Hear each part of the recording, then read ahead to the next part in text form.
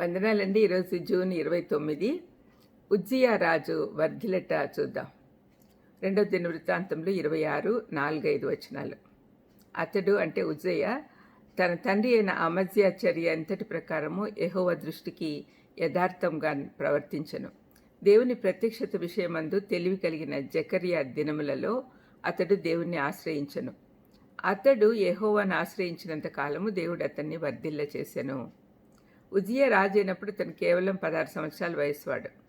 పాలన మొదట్లో దేవుని సంతోషపెట్టాడు. అందుకే ఉజ్జయ్య చాలా వర్ధిల్లాడు. తన విజయాల వల్ల అతనికి గొప్ప పేరు ప్రతిష్టలు వచ్చాయి.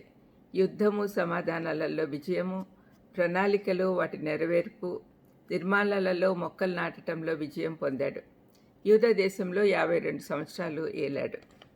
ఉజ్జియా ఏలుబడి కొందరు పూర్వీకుల వలె 2 భాగాలుగా విభజించవచ్చు. ఈ రెండింటినీ నిర్వచించాలంటే 2 పదాలు వాడచ్చు: వర్ధిల్లుట, గర్వించుట. ఏలాతును జయించుట అతని మొదటి విజయం. ఈ పట్టణం వారికి చాలా ప్రాముఖ్యమైనది. దానికి కారణము అది ఎర్ర సముద్రంలో సముద్ర ప్రయాణం అంతటినీ ఆధీనపరుచుకునే స్థలంలో ఉంది. సొలొమోను రాజు పాలనలో విదేశీ వ్యాపారాలకు ఇజ్రాయేలీలకు చాలా ఉపయోగకరంగా ఉండేది. అయితే చాలా కాలం నుండి అది వారి చేతిలో లేదు. కానీ ఉజ్జయ్య ద్వారా అది యూదా రాజ్యంలోకి తిరిగి చేర్చబడింది. కొన్ని ప్రాముఖ్యమైన ఫిలిస్తీన్ల పట్టణాల ప్రాకారాలను పడగొట్టడం వల్ల శత్రు భయము చాలా వరకు తగ్గింది. దాడి చేసినప్పుడు ఎదిరించే శక్తిని సంపాదించుకున్నారు. దక్షిణ దేశ రాజ్యాల్లో అతడు పేరు సంపాదించుకున్నాడు. కాబట్టి ఐగుప్తు దేశ పరిధి వరకు అతని ప్రతిష్ట పాకింది. తన దేశంలో చేసిన అనేక కార్యాలు కూడా చాలా చెప్పుకోదగినవి. వ్యవసాయంలో బావులు దవ్వించాడు. మేత మేపుటకు సరైన పచ్చిక బయళ్ళు ఏర్పరిచాడు.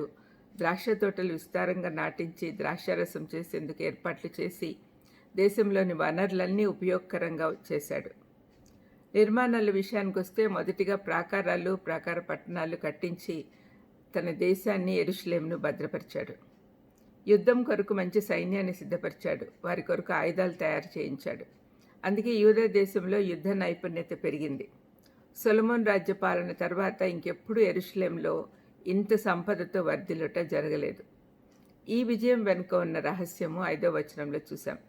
యెహోవాను ఆశ్రయించినంత కాలము అతడు దేవుడు అతన్ని వర్ధిల్ల చేసెను. జకర్యా యొక్క ప్రభావంతో దేవుని వెతికినందున ఆ దేశం వర్ధిల్లుతూ ఆనందిస్తున్నారు. ఈ జకర్యా అనే వ్యక్తి గురించి ఇంకెక్కడా ప్రస్తావించబడలేదు. పేరున్న వ్యక్తులు కాకపోయినా దేవుడు వారిని వాడుకొని వారి ద్వారా మంచి కార్యాలు జరిపించుకుంటాడు అనేదానికి ఇతడు మంచి ఉదాహరణ. ఒక తెలివైన రాజకీయ నాయకుని విజయం కంటే ఉజ్జియా విజయము చాలా ఎక్కువ. దేవునిపై ఆధారపడటం ద్వారానే అతను, అతని దేశము గొప్పగా వర్ధిల్లింది అనే సత్యాన్ని మనమంతా గుర్తించాలి.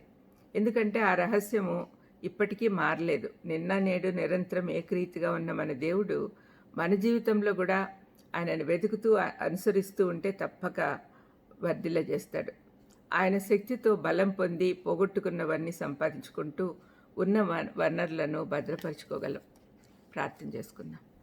దయమేడ యేసునాయన, ఉజ్జియా రాజు మిమ్మల్ని ఆశ్రయించినంత కాలం వర్ధిల్లాడు తండ్రి. అటువంటి బుద్ధి మాకు కూడా దయచేయమని, మేము ఇహలోకంలో వర్ధిల్లాలంటే, మీ దగ్గరికి చేరాలంటే మిమ్మల్ని ఎప్పుడు హత్తుకునే ఉండాలనే సత్యం మాకందరికీ బాగా బోధపడేటట్టు మా హృదయాల్లో స్థిరపరచమని యేసుక్రీస్తు నామమున వేడుకొంచున్నాను తండ్రి. ఆమేన్. God bless you.